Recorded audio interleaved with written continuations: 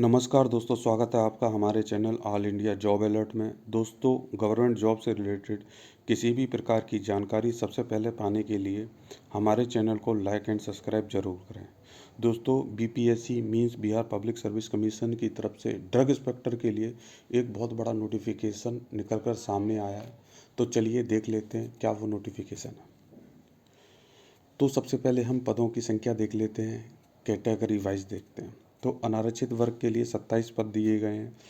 आर्थिक रूप से कमजोर वर्ग के लिए 6 दिए गए हैं। अनुसूचित जाति के लिए 8, अनुसूचित जनजाति के लिए कोई पद नहीं है। अत्यंत पिछड़ा वर्ग के लिए 5, पिछड़ा वर्ग के लिए 7, पिछड़े वर्ग की महिलाओं के लिए 2। तो इस तरीके से कुल टोटल 55 पदों पर वैकेंसी निकली हुई है। अब हम इसके ग्रेड पे की बात कर लेते हैं, वेतनमान जिसे कहते हैं। तो पे ग्रेड 9,300 से स्टार्ट होकर 34,800 तक जाएगा। ग्रेड पे की बात करें तो 5400 है। लेवल की बात करें तो लेवल 9 की जॉब है।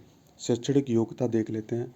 अ person who is appointed as inspector under the act shall be a person who has a degree in pharmacy और फार्मास्यूटिकल साइंस और medicine with specializations in clinical pharmacology or microbiology from a university established in Indian by law। कहने का मतलब ये है कि आपके पास में विधि द्वारा भारत में स्थापित किसी भी विश्वविद्यालय से फार्मेसी फार्मास्यूटिकल विज्ञान में स्नातक या क्लिनिकल फार्माकोलॉजी माइक्रोबायोलॉजी में विशेषता सहित मेडिसिन चिकित्सा विज्ञान में स्नातक की डिग्री आपकी होनी चाहिए। अब हम एज की बात कर लेते हैं।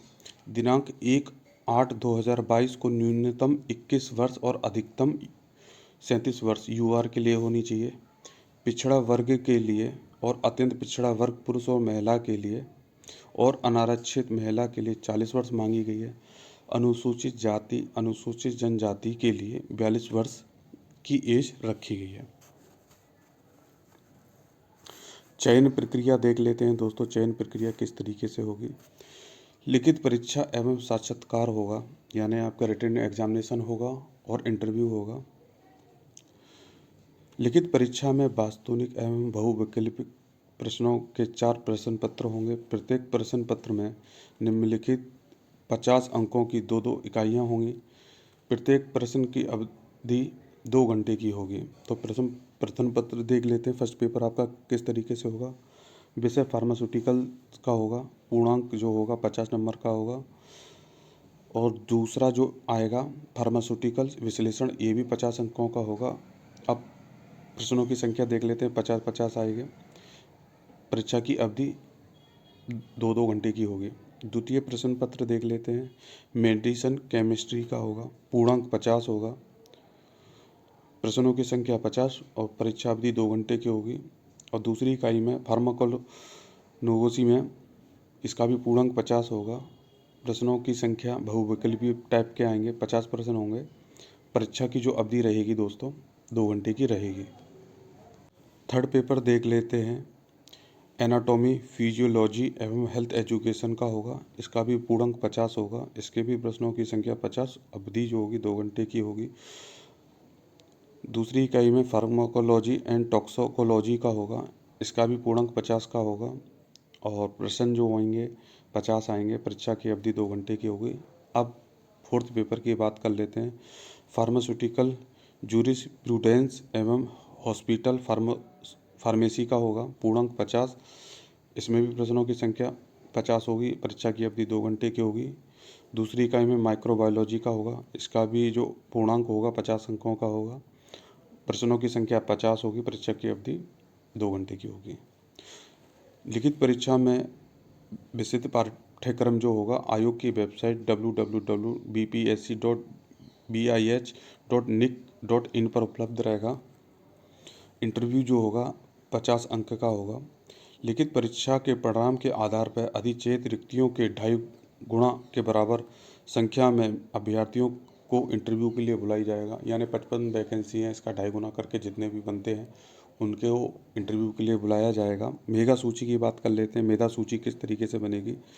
लिखित परीक्षा में प्राप्तांक एवं इंटरव्यू में प्राप्त अंकों को जोड़कर अंतिम मेधा सूची तैयार की जाएगी। लिखित परीक्षा में सफल अभ्यर्थियों को साक्षात्कार में उपस्थित होना अनिवार्य है, अन्यथा अंतिम मेधा सूची में उन्हें वंचित कर दिया जाएगा। उम्मीदवारों को स्वास्थ्य जांच आयोग के स्तर से किया जाएगा। आरक्षण देख लेते हैं। तो आरक्षण बेसिकली हर वैकेंसी में जैसा मांगा जाता है उसी तरीके से है। अगर आप यूआर के लिए तो कोई दिक्कत नहीं है, ओबीसी में है तो आपको सर्टिफिकेट पेश करना पड़ेगा, एससी या एसटी यानी किसी भी आप कैटेगरी में जाते हैं तो उसका आपको एक डॉक्यूमेंट देना पड़ेगा। अभ्यर्थियों को इंटरव्यू के समय समझ प्राधिकार द्वारा निर्गत निम्नलिखित प्रमाण पत्रों की मूल प्राप्तियां सत्यापन हेतु प्रस्तुत करना अनिवार्य होगा। यानी कि जब आपका इंटरव्यू होगा तो आपको कौन कौन से डॉक्यूमेंट ले जाने, चलिए उसके ऊपर बात कर लेते हैं। मैट्रिक का प्रमाण पत्र तथा अंक पत्र, विज्ञापन में कंडिका 3 शैक्षणिक योग्यता के अनुसार सक्षम प्राधिकार द्वारा निर्गत प्रमाण पत्र आपको देना पड़ेगा। विज्ञापन की कंडिका 3 शैक्षणिक योग्यता के अनुसार अंक पत्र देना पड़ेगा। विज्ञापन की कंडिका 3 शैक्षणिक योग्यता के अनुरूप औषधि एवं प्रसाधन सामग्री नियमावली 1945 के तहत आपको जो मांगा है वो आपको डॉक्यूमेंट देना पड़ेगा। और पिछड़ा वर्ग, अत्यंत पिछड़ा वर्ग के उम्मीदवारों के लिए क्रीमी लेयर रहित प्रमाण पत्र आपको देना पड़ेगा।